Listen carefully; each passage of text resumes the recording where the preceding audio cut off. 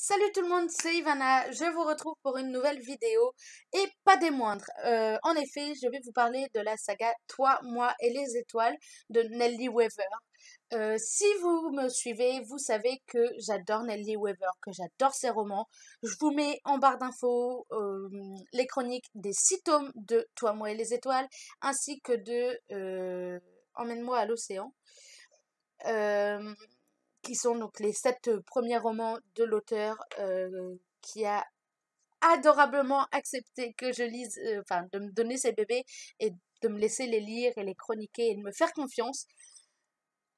Et je ne la remercierai jamais assez pour ça. Si elle passe par là, je veux qu'elle sache que dès que j'ai un peu de sous et un peu de place, et surtout dès que j'ai déménagé, parce que sinon, plus j'achète de livres, plus j'aurai de trucs à déménager. Donc, moins j'aurai à déménager, de choses à déménager, moins ça prendra de temps, moins ce sera lourd. Enfin, bref, voilà. Mais dès que j'aurai mon appart et que j'aurai un budget un peu, enfin, qui se portera un peu mieux, c'est-à-dire quand j'aurai mon job étudiant et que j'aurai réussi à économiser un peu, je compte bien acheter les 6 tomes donc en version papier pour les avoir dans ma bibliothèque. Parce que clairement, on n'a jamais assez de Toi, moi et les étoiles. Clairement, quand j'ai commencé, j'étais dans une période où je lisais beaucoup de romances et je me suis dit que je suis partie en me disant ouais, ça va être un peu comme les autres, ça va être banal quoi, comme ce que je lisais beaucoup, je lisais After, je lisais pas mal de romances à ce moment-là et je me suis dit ouais, ça va être basique. Eh ben les gars, si vous partez en vous disant que Toi, moi et les étoiles, ça va être basique, eh ben vous vous fourrez le doigt dans l'œil. Parce que clairement, c'est tout sauf basique. Cette saga fait clairement partie des sagas qui ont marqué ma vie. Je vais faire une vidéo sur ça, sur les sagas qui ont marqué ma vie. Elle paraîtra après cette vidéo, donc vous ne la, vous ne le savez pas encore. Mais clairement, il y a 3 sagas qui ont marqué ma vie. Harry Potter, After, parce que c'est quand même une grosse saga qui a 9 bouquins si on lit les London et les Before. Et Toi, moi et les étoiles. Et clairement, Toi, moi et les étoiles, outre Harry Potter, c'est la saga qui m'a le plus marqué. Euh, parce que l'auteur écrit super. Déjà, la plume de l'auteur est juste super belle. Elle écrit super bien. Les personnages sont juste hyper attachants, clairement. Quand j'ai quitté, enfin, quand j'ai fermé, enfin, quand j'ai passé la dernière page, quand j'ai vu, ouais, le mot fin, que c'était la dernière page du roman et que j'étais en train de la tourner sur mon portable, j'étais clairement pas sereine. J'étais en salle de pause du taf parce que je l'ai lu, j'étais au taf quand je l'ai eu, je le lisais pendant mes pauses. Et d'ailleurs, j'avais envie de dire à mes collègues s'ils pouvaient se dépêcher de faire avancer la chaîne, comme ça on finissait plus vite, je rentrais, je finissais le roman. Moi ça m'allait très bien, ça m'aurait été très très bien, parce que clairement la plume de l'auteur est hyper addictive, les personnages sont tellement attachants, enfin ça dépend desquels. On en parle plus tard de ça. Mais ouais, j'avais toujours envie d'avoir le roman à portée de main. euh, Parce que j'avais toujours envie de le lire. Quand j'étais au boulot, bah, du coup, je ne pouvais pas le lire, évidemment, sauf pendant les pauses. Et quand j'étais à la maison, il y a toujours un truc à faire, du ménage, machin. Du coup, je pouvais pas l'avoir constamment dans les mains et ça me frustrait. Que ce soit le tome 1 ou le tome 6 ou les tomes entre les deux, ça m'a frustré de fou quand je devais poser le roman. C'est pour ça d'ailleurs que le tome 5, je te l'ai dévoré d'une traite en une nuit, j'étais au taquet. Euh, donc je vais vous parler dans cette vidéo de un peu des intrigues. Il n'y aura pas de spoil, vous inquiétez pas, je vais pas vous faire des spoils de malade. Je vais vous parler des personnages et je vais vous parler des émotions, etc. Que l'auteur m'a fait ressentir.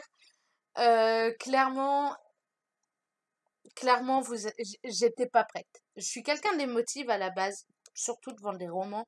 Mais alors là, j'étais clairement pas prête quand j'ai commencé la saga.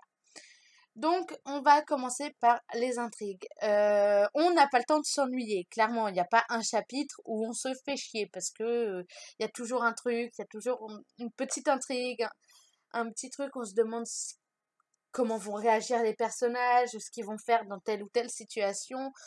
Euh, je peux vous dire que mon tome préféré, c'est le 4 et l'auteur, c'est la base du 4, elle sait qu'il est concentré sur Ethan, principalement sur sa quête du passé, etc. Et je pense que dans mes chroniques écrites, elle a bien dû voir que Ethan, c'était mon petit chouchou. Clairement, Ethan, c'était le personnage. S'il avait existé en vrai face à moi, je crois que je l'aurais pris dans mes bras 1 milliard de fois pendant la saga. Parce que Ethan, il est excellent. Je vous en parle plus tard. Donc l'intrigue, ouais, on s'ennuyait jamais, on n'avait pas le temps clairement. Euh, les éléments s'enchaînaient juste super bien. L'auteur, elle a fait un travail de dingue. Euh, la fin du tome 6 rappelle clairement le début du tome 1. Elle rappelle la fin de l'histoire, rappelle le début aussi bien pour le lecteur qui a l'impression de revenir dans le passé que l'histoire qui lie Ethan et Livy, pourquoi je dis Ivy moi? Et Livy, donc les deux des personnages principaux, parce qu'il y en a un troisième, je vous en parle juste après de celui-là. Franchement, c'est le point, je pense, qui en plus m'a fait encore surclasser la saga. Elle traite de sujets qui sont quand même tabous, qui sont quand même super importants et graves. Euh, Sans trop vouloir vous en dire, il y a de la violence, il y a de la drogue, il y a de l'inceste, enfin, il y a tout un tas de trucs et c'est des sujets quand même très sensibles, très tabous, etc. Mais l'auteur s'en est juste super bien sorti. Je trouve qu'elle décrit les émotions, les événements, etc. avec tellement de justesse que on a vraiment l'impression d'être dans le roman. On a trop envie de prendre les personnages dans nos bras ou de les frapper, clairement. Vous allez savoir quand je vous en parlerai juste après de certains personnages. Il y a 2 ou 3 personnages. Il y en a un, de toute façon, je vais vous dire lequel après. Dès que j'ai vu qu'il apparaissait, je me suis dit, c'est bon. Alors lui, je, je le sac pour le reste de la saga. Et effectivement, effectivement, il y en a deux pour lesquels je me suis dit ça. Je me suis dit, mais alors eux, mais je les sac pour le reste de la saga. Et effectivement, mais alors, il y en a un, il y en a un, c'est vraiment pour tout le reste de la saga. Et il y en a une troisième aussi pour laquelle je me suis dit ça. Donc, on s'ennuie pas, les événements s'enchaînent super logiquement, tout se passe super naturellement, et franchement, c'est un truc que j'ai adoré. Ensuite, il vient le problème des personnages. Il y a 3 personnages principaux dont on alterne les points de vue. Livy, Ethan, Greg. Greg, c'est le plus grand des 3. Il a 2 ans de plus. J'ai peur de dire une connerie. Ouais, non. Il a 2 ans de plus qu'Ethan et 5 de plus que Livy. Donc, je vous laisse faire le calcul, mais voilà, Ethan et Livy, clairement, ils ont 3 ans d'écart. Euh, c'est le grand frère de Livy et un ami d'Ethan, même si au début, il avait un peu de mal. Clairement, lisez la saga pour savoir de quoi je parle, mais au début, Ethan et Greg, c'était quand même pas gagné. Greg, il est vraiment prêt à tout pour sa sœur depuis qu'il est tout petit.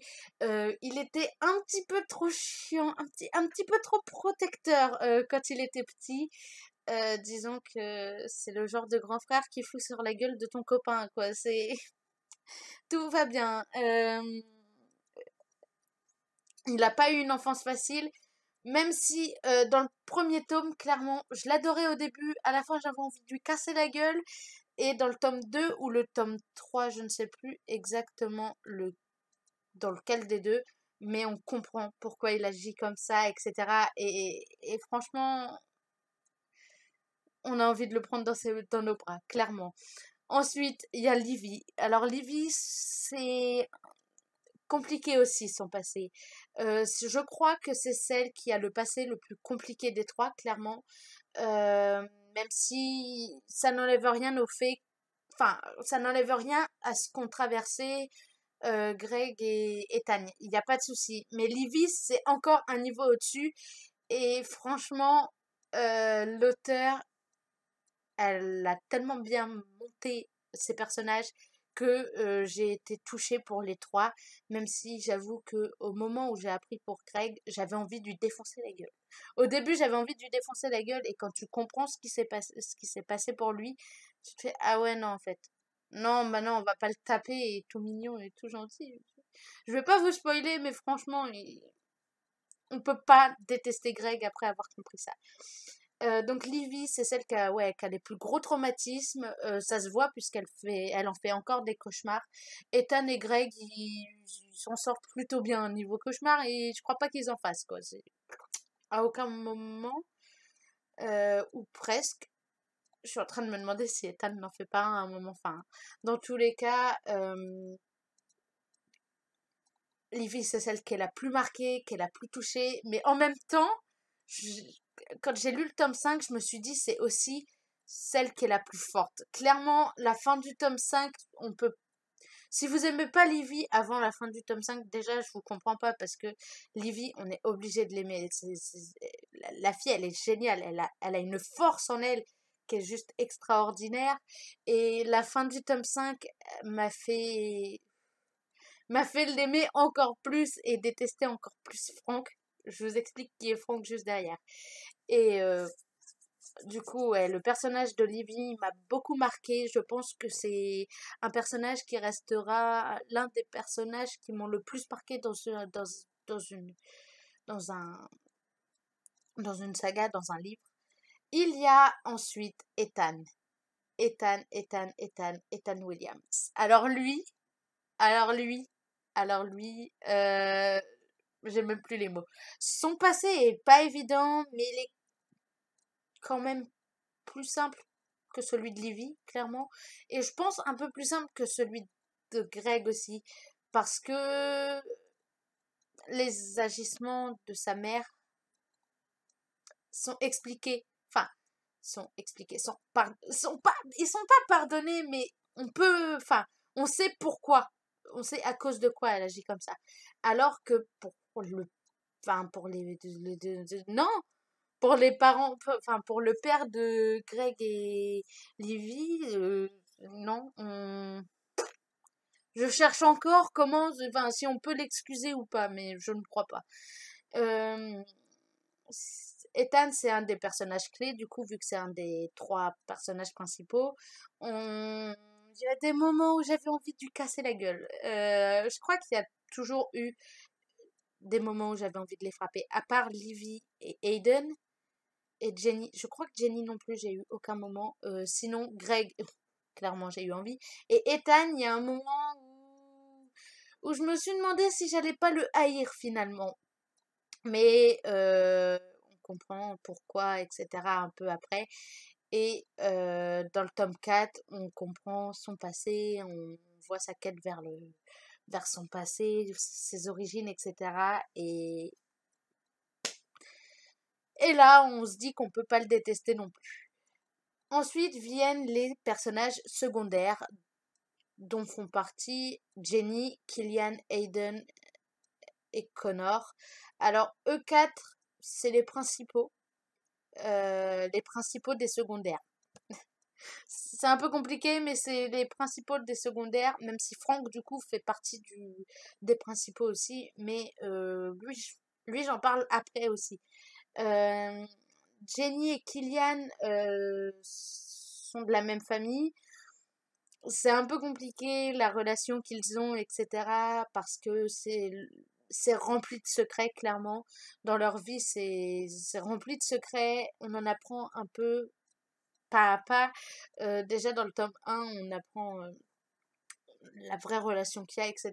Et Et franchement, j'ai été touchée par Jenny aussi, parce qu'elle a vécu un peu la même chose que Livy. Et Kylian, il me faisait rire. Il a du répondant, le gamin. Il a quoi, 13, 14, 13 ans, je crois. Et il a du répondant. Et franchement, il m'a fait sourire plus d'une fois quand il répondait à Ethan. Donc, clairement, Jenny et Kylian, c'est des personnages que j'ai beaucoup aimés aussi. Aiden, mais alors Aiden, je crois que je vous en ai déjà parlé, c'est le mec, si je chialais à cause de Livy, Ethan, Greg, ou peu importe qui d'autre, 2 pages après, il y avait Aiden qui arrivait, il sortait une connerie magistrale, et c'était reparti. Je me bidonnais. Le mec, il te sort des phrases des fois, et il a pas froid aux yeux en plus, hein, niveau, niveau drague, il y va, quoi, c'est, au début en tout cas. Après il se calme, mais clairement, Aiden, c'est un de mes personnages secondaires préférés parce qu'il m'a fait beaucoup rire. Il m'a, il m'a fait kiffer le roman, clairement. Euh, ouais, il m'a fait kiffer aussi, lui.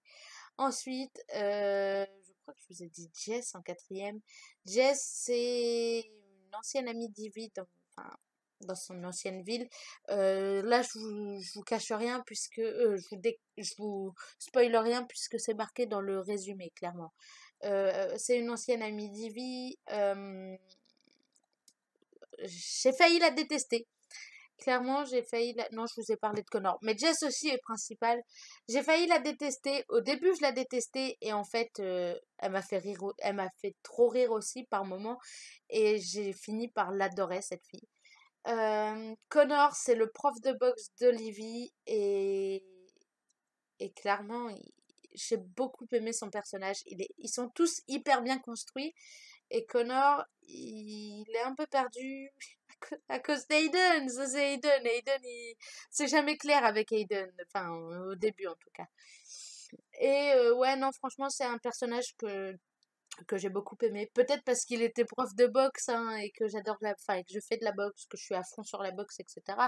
Ça joue peut-être, je ne sais pas, mais j'ai beaucoup aimé Connor, plus que Jess, moins qu'Aiden, Jenny et Killian et Ethan, Greg et Livy. Mais ouais, j'ai kiffé Connor aussi. Ensuite vient un autre personnage, Frank. Il est quand même primordial, il est quand même un peu central. Et putain, ce que c'est un connard. Excusez-moi l'expression, mais j'ai pas d'autres mots. Le mec, je crois qu'il a tout fait, ce gars. C'est... Ouais, il a tout fait. Euh, Clairement, je vais pas vous spoiler, j'ai pas envie de vous spoiler, mais c'est le personnage auquel on ne peut pas s'accrocher. C'est-à-dire que si vous vous attachez à Franck, si vous aimez Franck, clairement, venez m'expliquer pourquoi. Venez m'expliquer comment vous pouvez faire parce que Franck, c'est le père d'Olivier et Greg et c'est une pourriture. Le mec, c'est clairement une pourriture. En fait, il est central dans les 6 romans, même s'il apparaît vraiment que dans le 5e physiquement. Peut-être dans le 2e aussi, ou le 3, je sais plus. Et dans le 2 ou 3e, mais vraiment il y a que vraiment dans le 5e, à la fin du 5e, où il est vraiment là et où il nous casse bien les couilles. Excusez-moi encore une fois, mais Franck, j'avais envie de rentrer dans le roman, de sortir une calache ou peu importe et de le tuer, clairement. Parce qu'il mérite pas mieux, ce mec. Si vous arrivez à me trouver des arguments pour ne pas le tuer, pour me dire, enfin, pour m'expliquer pourquoi il a fait tout ça, parce que clairement, ce qu'il a fait, c'était minable. C'était même plus minable. J'ai même pas les mots. Il n'y a pas de mots assez forts pour décrire ce qu'il a fait, clairement. Je sais pas comment un père peut faire ça, comment un mari peut faire ça, mais je me demande encore. J'ai fini le roman il y a plus d'un mois et dans ma tête ça turbine encore, ça tourne encore. Je suis encore en train de me demander parfois, mais comment Franck a pu faire ça? Moi ça m'a décontenancé. Moi ça me bloque. Après l'auteur, encore une fois, elle a assuré sur ce point-là parce que ce que Franck fait, on se dit pas que c'est possible, et en fait, enfin, on se dit que c'est toujours chez les autres, et en fait, pas forcément. Donc, ouais, clairement, le mec, mais il a tout fait, de toute façon, il a tout fait de pire, clairement. Euh, Vient ensuite le pourquoi du comment. Cette saga s'est retrouvée au milieu de mes sagas préférées. L'auteur m'a fait vivre des émotions. Elle m'a filé le rire, le sourire, clairement. Il y a des phrases, des fois, elle me faisait grave sourire. Il y avait des moments trop mignons. C'était vraiment trop cute. Et du coup, j'avais pas le choix d'être là en mode petit sourire. Il y a les moments où j'éclatais de rire parce que Aiden venait de sortir une connerie. C'était même plus une connerie, clairement. C'était gros comme une maison. Mais qu'est-ce qui me faisait rire? Il y a aussi les moments où j'ai pleuré. Et ça, je crois que c'est les moments qui sont arrivés le plus souvent, les moments où j'ai chialé. La fin du tome 5, clairement, je m'en suis toujours pas remise. Le tome 6, je m'en suis pas remise non plus. Mais le tome 5, c'est vraiment le tome qui m'a le plus marqué, même si j'aurais aimé que ce soit le tome 4, puisqu'il était concentré sur Ethan, qui est juste mon petit chouchou de la saga.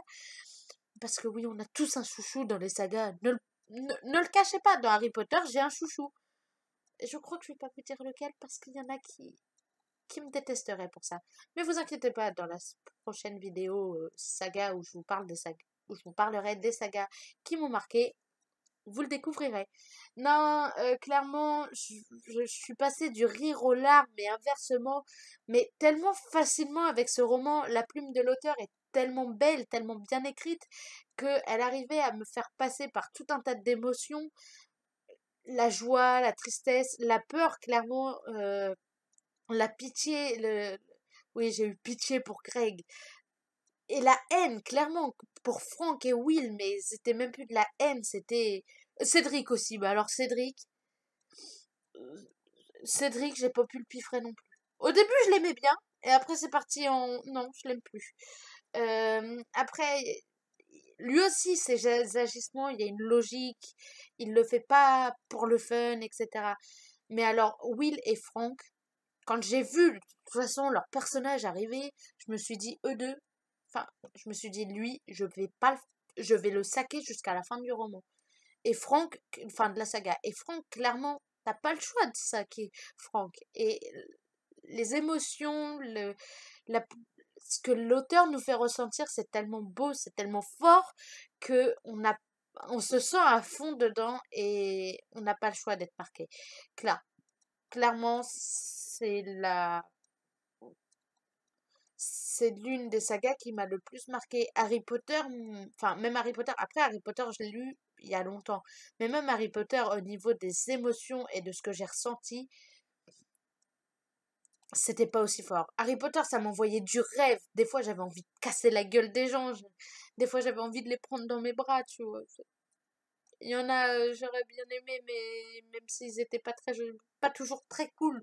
Mais non, là, l'auteur arrive, enfin, Nelly Weaver a réussi à me faire ressentir des émotions tellement fortes que je pensais jamais les ressentir, clairement. Euh, j'ai, j'ai même plus les mots tellement c'était beau, c'était bien écrit, c'est clairement l'une des meilleures sagas de ma vie, que j'ai lues de ma vie. Euh, c'est, c'est la saga qui, pour l'instant, m'a le plus marqué. Même plus qu'Harry Potter, je dirais. Harry Potter, c'est différent parce que ça m'a marqué, ça m'a aidé à grandir, ça m'a suivi pendant un certain temps et il y avait ce côté magique. Mais là, c'est magique, mais magique parce qu'elle a réussi à me faire à me faire vivre des émotions et vivre une aventure juste magnifique à côté de ces personnages. Donc, si l'auteur passe par là, si tu passes par là, Nali, clairement, merci parce que tu m'as fait vivre des émotions genre géniales, tu m'as fait vivre une aventure merveilleuse et je ne te remercierai jamais assez de m'avoir fait confiance, de m'avoir laissé chroniquer tes romans et d'avoir écrit cette saga qui m'a beaucoup touché, qui m'a beaucoup remué et qui restera à jamais gravé dans mon esprit. Euh, donc, c'est la fin de cette vidéo. Si vous avez aimé la vidéo, si vous avez aimé le contenu, n'hésitez pas à liker et à laisser un commentaire.